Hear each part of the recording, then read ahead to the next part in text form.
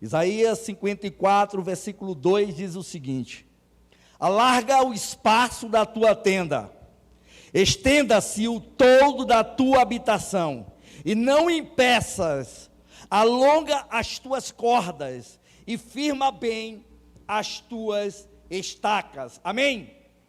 Pai, muito obrigado pela tua palavra que foi lida neste momento, muito obrigado pelos louvores que aqui foram entoados, muito obrigado por cada pessoa que veio aqui à frente, Senhor, muito obrigado. Obrigado pela tua igreja que aqui se faz presente. Agora fale conosco, é o que nós pedimos e por fé te agradecemos em nome de Jesus. Amém e amém. Irmãos, é interessante que esse texto era uma palavra rema, uma palavra específica para Israel. Assim como Deus levantou Jeremias, quando o povo foi para o cativeiro, onde Deus diz, olha, chegando lá, casem, plantem, se multiplique. É como Deus estivesse dizendo, olha, eu estou com vocês, mesmo indo para o cativeiro, eu estarei com vocês lá, então cresça, multiplique, porque eu vou trazer vocês de volta. Depois de 70 anos eu irei trazê-los. E no 54, aqui Deus está falando sobre o futuro glorioso de Sião. Ele diz, olha, alarga as tuas tendas, mas olha, tira as estacas, enfim mais longe, porque eu vou trazer vocês de volta. Não temas, porque o teu Redentor é que diz isso. Porque vai ter tanta gente, mas tanta gente, que não vai mais dar só pequenas tendas. Tem que esticar as tendas, tem que aumentar, largar, estender o todo da habitação. Olha, não impeça isso. Alonga as cordas e firme bem as estacas. Porque o teu Redentor é que fala isso. Assim diz o Senhor. Eu quero dizer nessa noite, que Deus está aqui. Pastor, te prepare porque vai ter que aumentar. Eu até perguntei ali atrás o que era, disse que é um terreno. A pastora falou hoje. Eu já cheguei aqui, já pensei em aumentar ali assim, pastor. E o pastor Wendel daqui um dia vai aumentar, mas não, nós temos um terreno do lado aqui. E é assim que Deus vai fazer. Prepare para o que Deus vai fazer. Alargando as tendas do reino. E aí vem a pergunta, como fazer, o que fazer, para que essa tenda se alargue, para que aqui não tenha só um culto, pastor, no domingo, mas que tenham 2, 3, 4 e assim vai, porque o Senhor é o dono da obra, o Senhor é o rei, e Ele está aqui. Então eu fiz a pergunta, como fazer? Primeiro, alargando as cordas do amor de Jesus. A primeira coisa que nós, a igreja de São José, ela tem que fazer para que as tendas se alarguem, é necessário alargar as cordas do amor. Ou seja, viver o amor de Deus, o amor ágape, o amor altruísta. Vivemos em um mundo de ódio, um mundo egoísta, um mundo onde as pessoas não têm compaixão. E a igreja, ela está com esse papel de alargar, ou seja, expandir esse amor de Jesus. Não, quando eu cheguei num seminário no ano de 2000, que um pastor estava falando um conceito de amor. O amor não é simplesmente um sentimento, mas é praticar. O amor é uma prática. O amor é amar a Deus sobre todas as coisas e fazer o seu melhor possível para o teu próximo. E Jesus sempre falava isso. Chega um fariseu querendo pegar Jesus e diz, qual é o maior mandamento? Ele diz, olha, amarás teu Deus de todo o teu coração, de toda a tua força, de todo o teu entendimento. E o segundo é semelhante a este, amarás o teu próximo como a ti mesmo. Esse é o segundo. E aí chegou mais um, doutor da lei, questionando Jesus, como é que faz para ter a vida eterna? E ele, o que tu diz? Ele diz, olha, é amar a Deus sobre todas as coisas e amar o teu próximo. Ele disse assim, Jesus falou, e quem é o teu próximo? E aí no capítulo 10, versículo 25, ele fala a história do bom samaritano.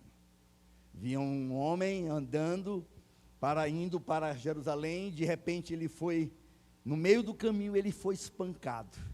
E quando ele foi espancado, estava passando ali um sacerdote, passou de largo.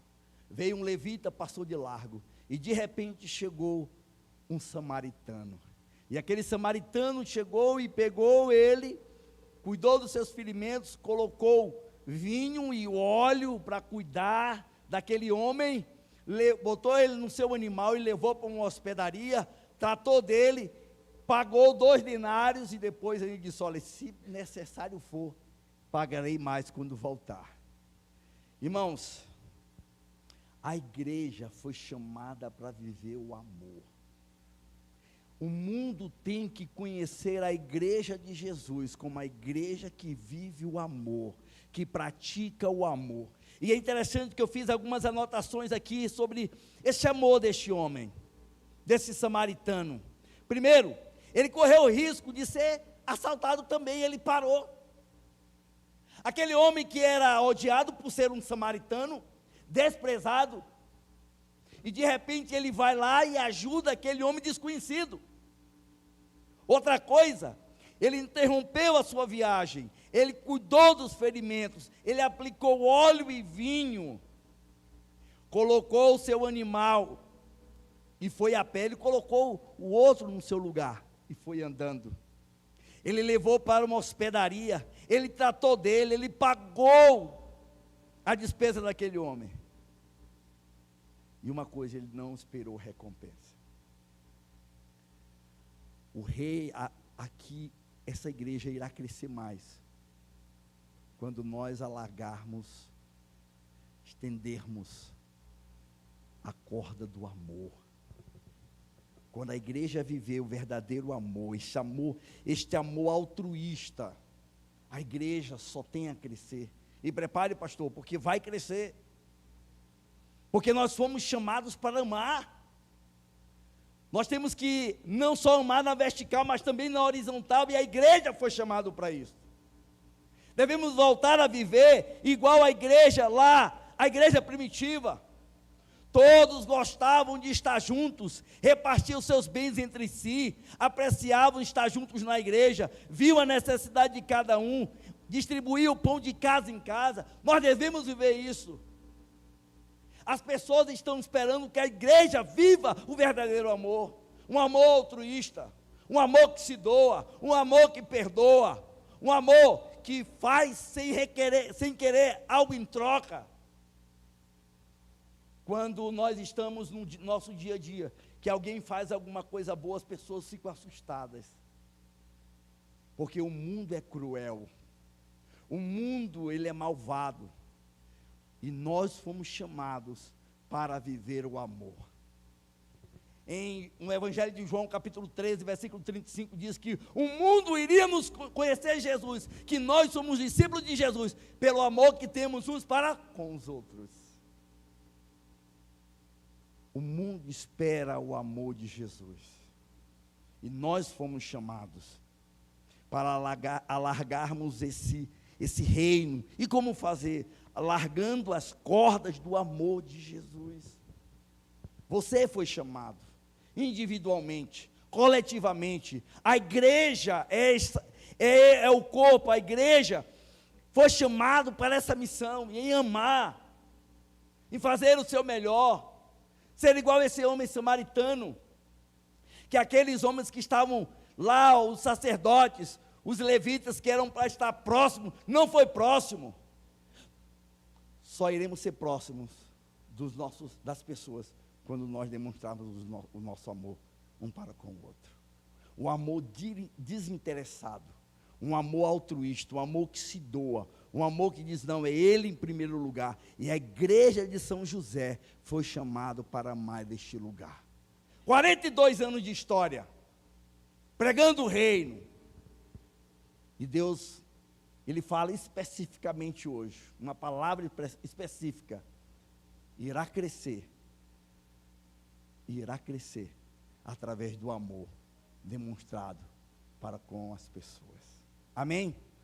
É a primeira coisa. A segunda, firmar as estacas da intercessão e cooperação. Irmãos, lá em Êxodo capítulo 17, Moisés chama Josué e diz: Josué, vai lá lutar contra os amalequitas, eu estarei em cima do monte, estarei intercedendo por vocês. Ele levou Arão e Ur para com ele. E lá, a Bíblia diz que quando Moisés estava com a mão levantada, Josué estava vencendo. Quando estava descendo a mão, ele perdia. E de repente, ele orando, ele intercedendo por Josué e seu exército, Arão e Ur colocou uma pedra debaixo de Moisés. Moisés sentou e um de cada lado segurou as mãos de Moisés. E Moisés intercedendo, e Josué venceu os amalequitas. Irmãos, a igreja tem que orar. Nós só iremos vencer. A igreja só irá crescer cada vez mais se a igreja interceder. Coletivamente, individualmente. Moisés estava lá, com as mãos estendidas. Irmãos, é um ministério que precisa ter na igreja cada vez mais. Pessoas que estejam ali intercedendo. E se nós formos para o livro de Atos, no capítulo 1 de Atos, a igreja orava. No capítulo 3, os líderes oravam. No capítulo 4, Pedro, ele orou que o chão tremeu. Através da oração. No capítulo 6, 4, a liderança entende que eles deveriam tirar um tempo de oração e um tempo com a palavra. No capítulo 12, a igreja intercedia por Pedro, e Pedro saiu da prisão. No capítulo 12, a igreja, no capítulo 13, orações mundiais, ou seja, para missões mundiais, foi separado Paulo e Barnabé para pregar a palavra de Deus. No capítulo 16, Paulo e Silas oram na prisão, e Deus abre as portas da Europa para o Evangelho. No capítulo 20, versículo 36, Paulo ora com os presbíteros da igreja de Éfeso. No capítulo 28, versículo 8 e 9, Paulo ora pelos enfermos na ilha de Malta e os cura.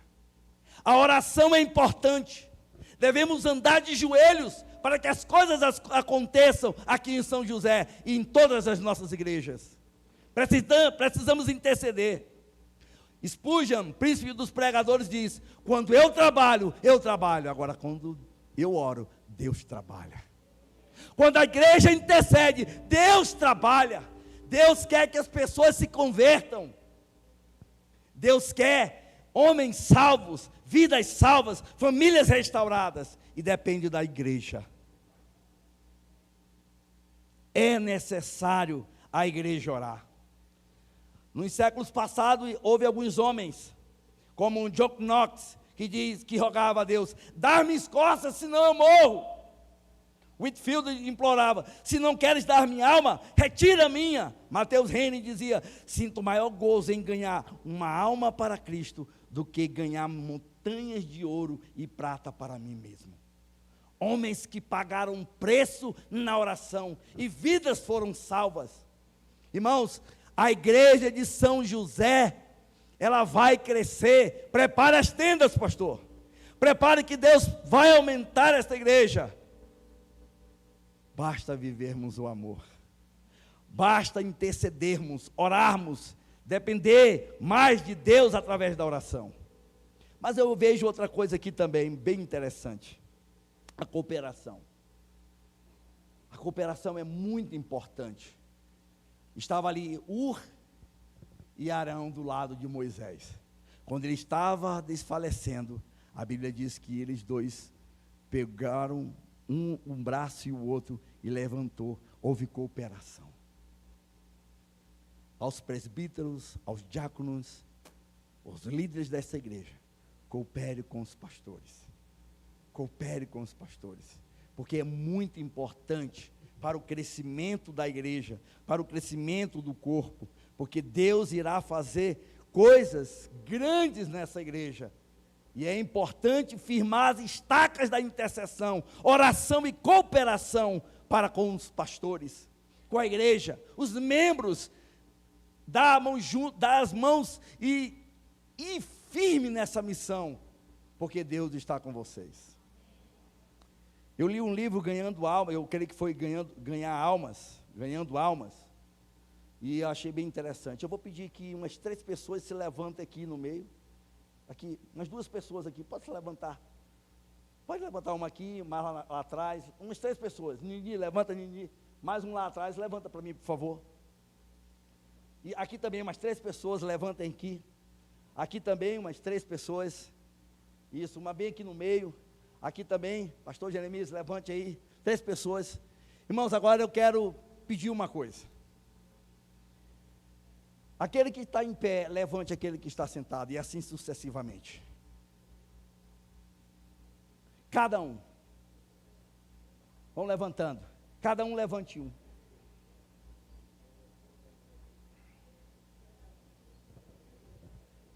Cada um levante um.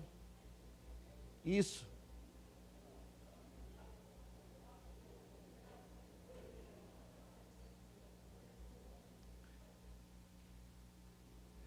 A igreja vai crescer se nós cooperarmos uns com os outros. Ninguém ficou em pé, sentado. Sabe por quê? Porque aquele que estava em pé levantou aquele que estava sentado. Se tiver oração, intercessão e cooperação de cada um, das crianças, dos jovens, dos senhores, das senhoras, toda a igreja, da liderança, a igreja irá crescer. Cooperação, a igreja pode assentar-se. Devemos firmar as estacas da intercessão e da cooperação. Eu não sei se os irmãos já, obrigado irmã, eu não sei se os irmãos já ouviram uma historinha. Não sei se eu já contei aqui na última vez, mas se eu contar, vocês vão ouvir de novo. Uma instituição nos Estados Unidos foi visitar a casa de John Wesley. Quem já conhece essa historinha? Foi visitar a casa de John Wesley. E chegando lá, o diretor levou aqueles 50 alunos e mostraram a casa de John Wesley. Ó, aqui é a casa, aqui era o quarto de John Wesley, aqui era a cozinha de John Wesley, aqui era a biblioteca de John Wesley. E tinha uma correntezinha e tinha um tapete ao lado da cama de John Wesley. E aqui era onde John Wesley orava. E tinha a marca do joelho dele ali no tapete. E eles olharam, aqueles alunos do Instituto Bíblico, olharam ali a casa de John Wesley, e eles voltaram para o ônibus, voltando para o seminário. E de repente o diretor estava conferindo se todos estavam ali, e faltava um. E aí o diretor disse, onde é que ele está, onde é que ele está? E disse, olha, fiquem aqui que eu vou lá dentro ver se ele se encontra. E quando o diretor chega naquele quarto, aquele jovem tinha tirado a correntinha, foi lá no joelho, se ajoelhou na marca do joelho de John Wesley, e ele estava orando assim, faz de novo, Senhor. Faz de novo, Senhor. Faz de novo, Senhor. Aquele diretor bateu no ombro dele e disse, vamos, Billy Graham, já está a hora de ir para casa. John Wesley foi um dos maiores pregadores do século XVIII, no inglês. E Billy Graham, do século XX, um dos maiores pregadores do século XX. Faz de novo, Senhor. Deus quer fazer novamente aqui em São José. Levantar pregadores, levantar pastores, para que o reino dele se expanda aqui. Não só aqui, mas em toda Santa Catarina. Irmãos, em terceiro lugar, devemos esticar as lonas da evangelização, da pregação. Em Mateus 28, 18 a 20 diz, então Jesus aproximou dele e disse, foi-me dada toda a autoridade no céu e na terra, portanto vão e façam discípulos de todas as nações, batizando-os em nome do Pai, do Filho e do Espírito Santo, ensinando-os a obedecer tudo o que lhe ordenei, e eu estarei sempre com vocês até o fim dos tempos. Jesus deu essa missão, para eu e você, para nós evangelizarmos, para que nós venhamos a pregar o Evangelho. E ele diz em João capítulo 8, capítulo 4, 35, parte B: erguei os olhos e vejo os campos, pois já branquejam para a ceifa. Em 2 Timóteo 4, 2 diz: prega a palavra, insta, quer oportuno, quer não, corrige, repreenda, exorta com toda longanimidade e doutrina. Precisamos pregar, precisamos evangelizar, precisamos ir de casa em casa, precisamos evangelizar a nossa escola, precisamos evangelizar o nosso emprego, se necessário fale, mas é importante que precisamos pregar a palavra de Deus. Devemos esticar as lonas da evangelização. Eu anotei aqui algo. Devemos pregar a palavra de Deus, pois temos a verdade, que é Jesus. O mundo está vivendo uma mentira, e nós temos Jesus, que é a verdade. E temos conosco o Espírito Santo, que convence o homem do pecado, da justiça e do juízo. E temos a graça de Deus que está conosco. A graça de Deus nós temos que pregar. Não importa, porque quando nós pregamos, é Deus que faz a obra através do Espírito Santo. Eu sempre costumo dizer que todo ser humano tem um vazio dentro de si. Todo mundo tem fome. Tem uma fome insaciável que só é preenchido, ou seja, só é nutrido por Jesus. Não importa a classe social. Toda família tem um problema, tem um dilema. Todo coração tem um vazio que é necessário ser preenchido por Jesus. E Deus prepara a circunstância, o momento correto, para que a semente venha germinar. Quantas vezes o meu tio pregou o evangelho para mim?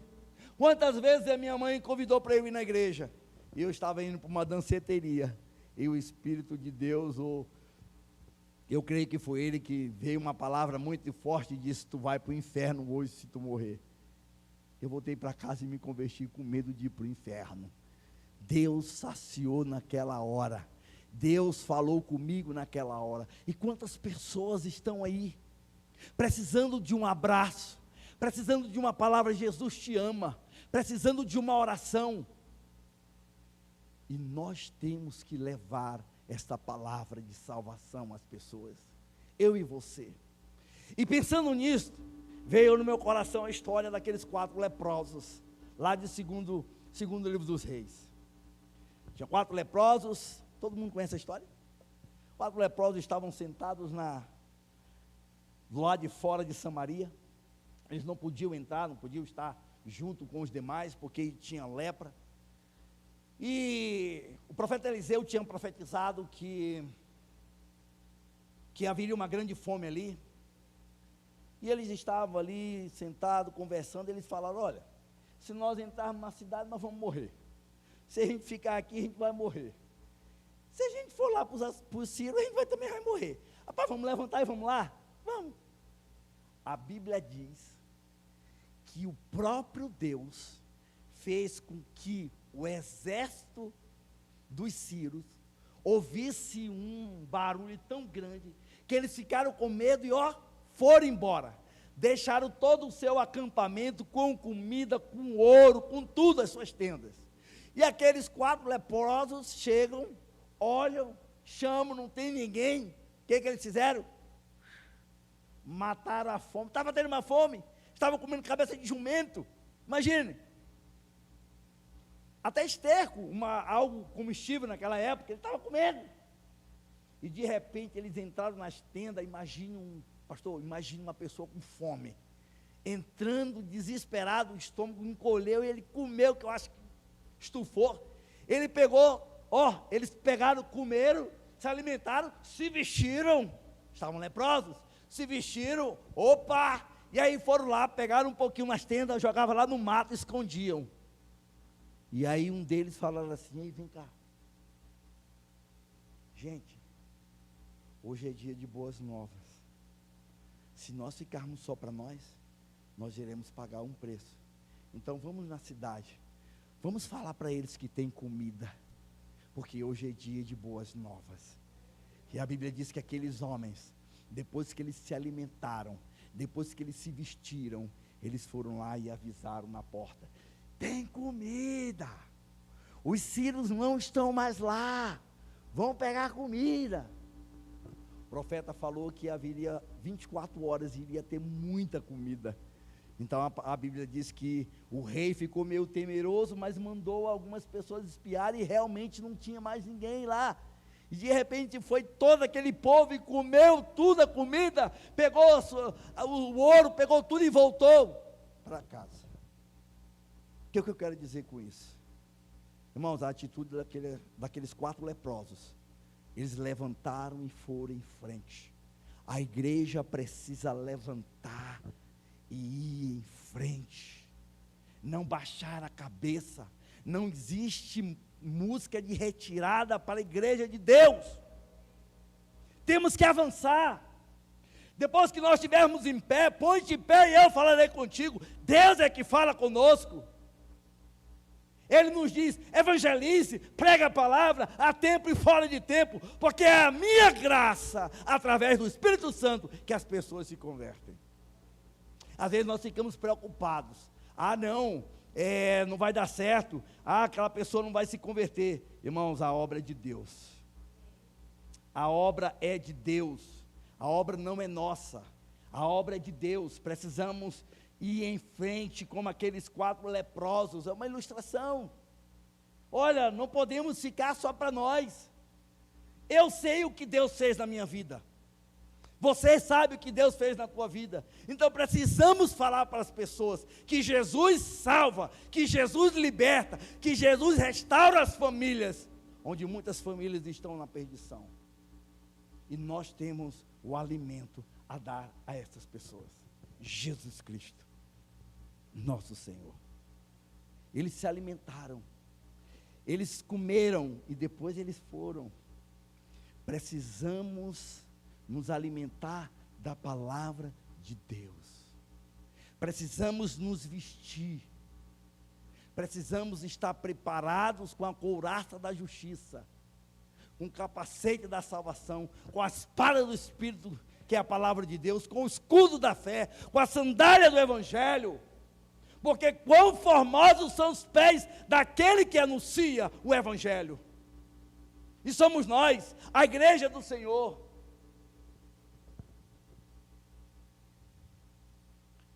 Eles foram e anunciaram, e muitas pessoas se converteram, porque eles pregaram, eles falaram que tinha comida, e ali a fome foi saciada. Irmãos, o mundo está com fome, o mundo precisa de Jesus, São José precisa de Jesus, Biguaçu precisa de Jesus, Joinville precisa de Jesus, Santa Catarina precisa de Jesus, o Brasil precisa de Jesus, o mundo precisa de Jesus, e Deus nos separou para pregar o Evangelho, o Cristo ressurreto. Não importa, fulano de tal não vai aceitar, vai. O Espírito Santo de Deus é que convence o homem do pecado, da justiça e do juízo. Se nós alargarmos a corda do amor de Jesus, firmarmos as estacas da intercessão e a cooperação, esticarmos a lona da evangelização, Deus derramará a sua graça e misericórdia para com a igreja de São José. E a igreja de São José irá viver o capítulo 3 do capítulo 54. Olha lá o que diz: porque transbordarás para a direita e para a esquerda, a tua posteridade possuirá as nações e fará que se povoem as cidades assoladas. Se a igreja viver isso, o amor, a intercessão, a cooperação, a evangelização, esse lugar vai ser pequeno, pastor. Vai expandir aqui e alcançar pessoas lá fora, através dos missionários que essa igreja sustenta. Porque essa igreja tem sido exemplo. Na última reunião lá no Joinville, eu falei, a igreja de São José, ela está crescendo e vai crescer, porque ela investe no reino. E quando a igreja investe no reino, o reino vem até a igreja. Vamos ficar em pé. Que Deus abençoe, que Deus faça multiplicar esta igreja, que Deus venha derramar a sua graça e misericórdia sobre a vida. Então que a igreja de São José venha viver este amor altruísta, esse amor doador, esse amor desinteressado, que venha haver a intercessão desta igreja, que venha ter a cooperação com os seus pastores, e que venha ter grupos de evangelização, sair de casa em casa, sair nas escolas, sair orando. Agora a partir de segunda-feira, nós eu convoquei a igreja para a gente estar nas escolas à noite, orando pelas escolas, porque o diabo tem se levantado contra nossas crianças, e a partir de segunda-feira, nós estaremos nas frentes das escolas, à noite, orando pelas escolas. Amém. Deus vai abençoar. Precisamos nos levantar, precisamos ir para as praças, precisamos pregar a tempo e fora de tempo, porque o reino de Deus está próximo. Jesus está voltando, pessoas precisam ser restauradas. Pai, neste momento eu quero te agradecer pela tua fidelidade. Eu quero colocar, Senhor, esta igreja diante do teu altar. Que o Senhor esteja derramando a tua graça, o teu amor e a tua misericórdia. Que essa igreja venha a ser conhecida pelo amor que há no meio aqui, Senhor. Que essa igreja, as pessoas possam vir aqui e que venham dizer o que está acontecendo, porque ali tem um povo diferente, um povo que vive diferente, um povo que vive o verdadeiro amor, e que eles venham estar aqui no meio, que essa igreja possa estar intercedendo, que cada membro, que cada congregado, que cada liderança possa estar junto com os pastores, junto com a diretoria, com essa missão de pregar o teu reino. Pai, com certeza o crescimento virá. 42 anos, Pai, 42 anos de existência, 42 anos glorificando o teu nome, pregando a tua palavra. Senhor, chegou a hora de alargar as tendas. Pai, que o Senhor coloque no coração de cada membro, de cada congregado, a necessidade de um crescimento, que não venha haver só um culto ou 2 cultos, mas que venha ter vários, até que saia um novo templo. Em nome de Jesus, é o que nós pedimos e por fé te agradecemos. Amém e amém.